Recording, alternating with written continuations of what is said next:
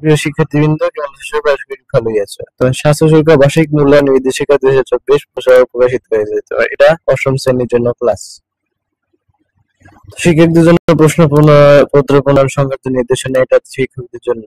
তো অভিজ্ঞতা কি কি আছে? তোমাদের সিলেবাসে আছে আমার স্বাস্থ্য আমার সুরক্ষা, প্রথম অধ্যায়। সেখানে 1 থেকে 8 পর্যন্ত পড়তে হবে। নিরাপদ খাবার নিরাপদ জীবন 9 থেকে 24 পৃষ্ঠা পর্যন্ত। তৃতীয় অধ্যায়, তৃতীয় নম্বরে আছে শারীরিক ফিটনেস 25 থেকে 54 পর্যন্ত। আমার আত্মবিশ্বাস আমার পাথে 55 থেকে 74 পর্যন্ত। কৈশোরের কথা মালা 71 থেকে 76 পর্যন্ত। রোগ ব্যাধিকে সঠিকভাবে জানে, সুস্থ থাকার নিয়ম মানে 87 থেকে 94 পর্যন্ত। মূল্যায়ন কাঠামো হবে শিক্ষণকারী মূল্যায়ন 30% আর সামষ্টিক 70%। শিক্ষণকারী মূল্যায়ন কাজের বিবরণ ও মান বন্টন। শিক্ষণকারী মূল্যায়নে থাকবে শ্রেণীর কাজ, পাঠ্যপুস্তকে সন্নিবেশিত একক দলগত শখ পূরণ, বক্স পূরণ ইত্যাদি। চ্যালেঞ্জ মোকাবিলার কৌশল শখ পূরণ, এটা হলো নমুনা। পৃষ্ঠা 80 কৈশোরের কথামালায় থাকতে পারে, 15 মার্ক পেতে পারো। অ্যাসাইনমেন্ট থাকবে, ব্যবহারিক কাজ থাকবে।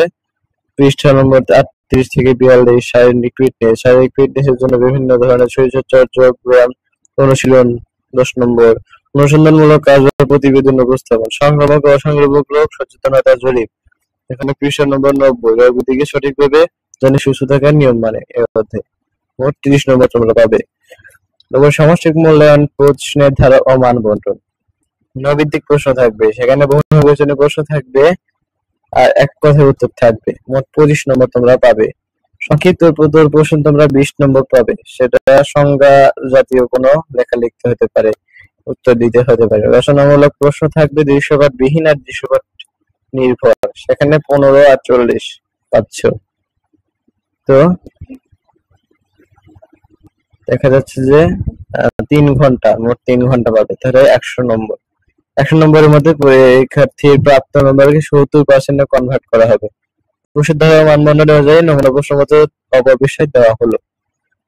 এটি একটি নমুনা প্রশ্নপত্র। এই নমুনা প্রশ্নপত্রের আলোকে আপনি এ বিষয়ে আপনার স্বকীয় প্রশ্নপত্র তৈরি করবেন। কোনোভাবে নমুনা প্রশ্নপত্র বহু ব্যবহার করা যাবে না। তো স্বাস্থ্য সুরক্ষা অষ্টম শ্রেণী, এখানে সবকিছু দিয়েছে যাবতীয়। এখানে বহু নির্বাচনী প্রশ্ন প্রথমে আসবে। তো বহু নির্বাচনী প্রশ্নের উত্তর অবশ্যই দেওয়া আছে শেষের দিকে, কিন্তু যেগুলো বর্ণনামূলক প্রশ্ন বা সংক্ষিপ্ত প্রশ্ন, সেগুলোর উত্তর কিন্তু এই নমুনা প্রশ্নপত্রে দেওয়া নেই।